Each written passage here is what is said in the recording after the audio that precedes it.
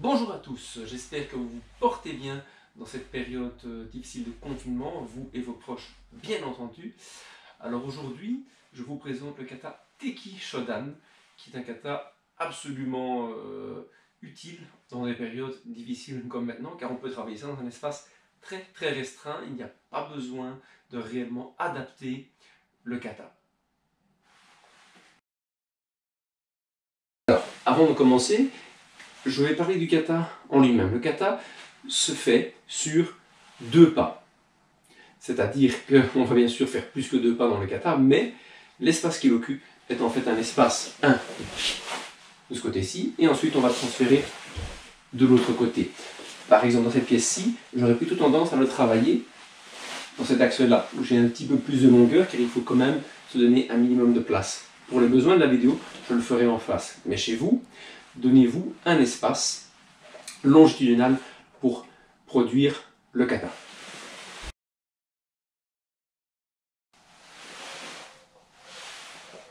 Teki Shodan.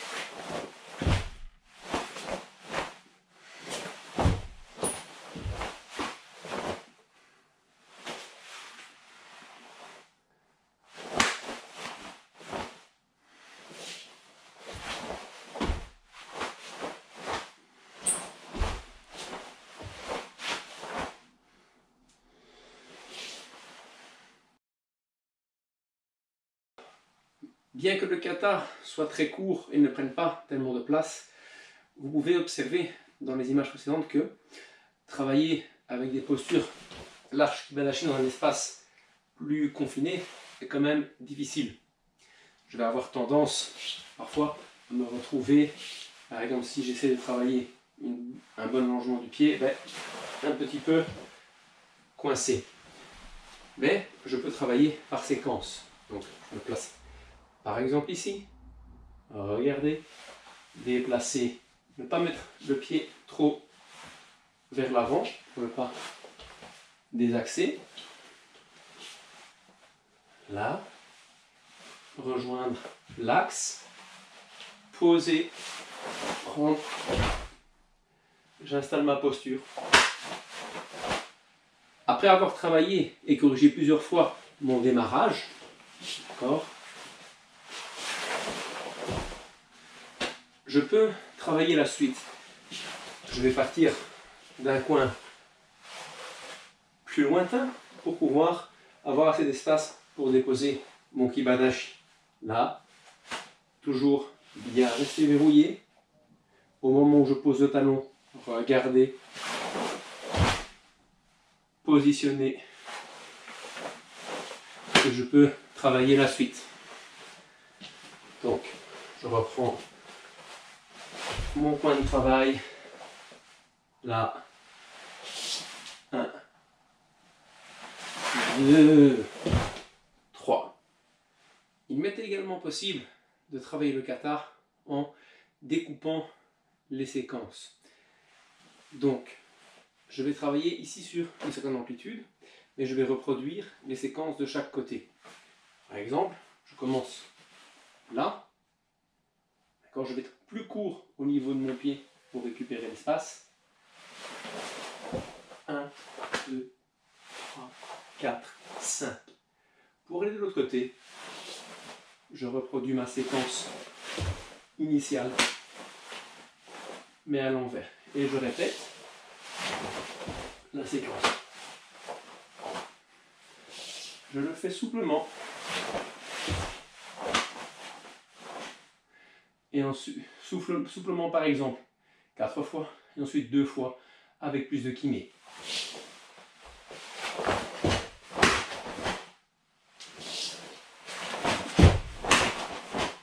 Pour cet enchaînement et cet entraînement-ci, je me décale un peu sur la droite par rapport à ma gauche, évidemment. Je place ma main comme ceci, un peu comme quand je veux faire le kagitseki, et l'autre main au-dessus. Pour cette fois-ci du kata qu'on va travailler, attention de ne pas coincer, de mettre le coude ici, de le mettre un peu devant. Je déplace. Ich. Ni. Sa. Shi. Go. Je reproduis de l'autre côté. Ich. Ni. Sa. Shi. Go. Et j'entraîne mon mouvement souplement.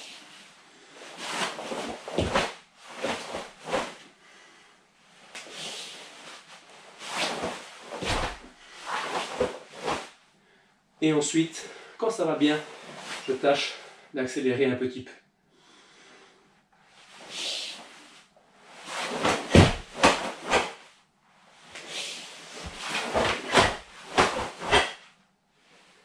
Le troisième exercice, qui peut se travailler quasiment sur place, va travailler la partie finale des enchaînements Teki, hormis cette partie-là.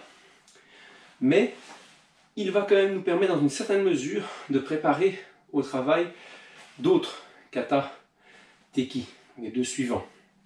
L'enchaînement, je vous le montre ici, il est simple. Je prends Kibanashi, je fais Uchi et Garan Barai. Simplement, 1, 2. Ensuite, j'ai le bras gauche, c'est la jambe gauche qui part. 1, 2, j'inverse, la main gauche est en haut, elle va descendre. Je suis dans la posture inverse. 2, 1, 2, j'inverse. Et je reprends. Je fais plus doucement. Ich, ni, sa, shi. Elle est en haut, elle descend. Ich, ni, sa, shi. Pour le travail des jambes, il y a plusieurs façons de faire.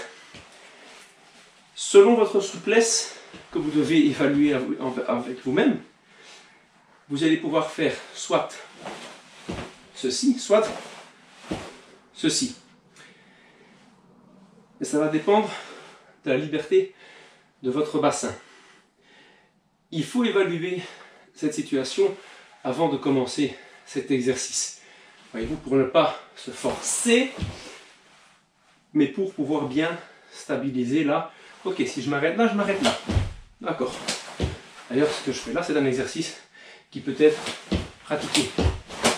D'accord, certains vont le travailler plus haut, plus devant. Ça dépend en réalité de ce que notre souplesse nous permet de faire. Bien sûr, si je suis très souple, il ne me sert à rien d'exagérer de la sorte. Ce n'est pas la peine. L'idée ici est peut-être à l'origine soit d'esquiver, soit tout simplement d'accrocher et de faire basculer. Donc, pas la peine d'être excentrique dans ce mouvement. Et une fois que j'ai conclu mon travail, je peux prendre mon travail d'enchaînement 1, 2, 3, 4. D'accord, rien ne m'empêche, si je suis très à l'aise, de rajouter ça, puis de reprendre.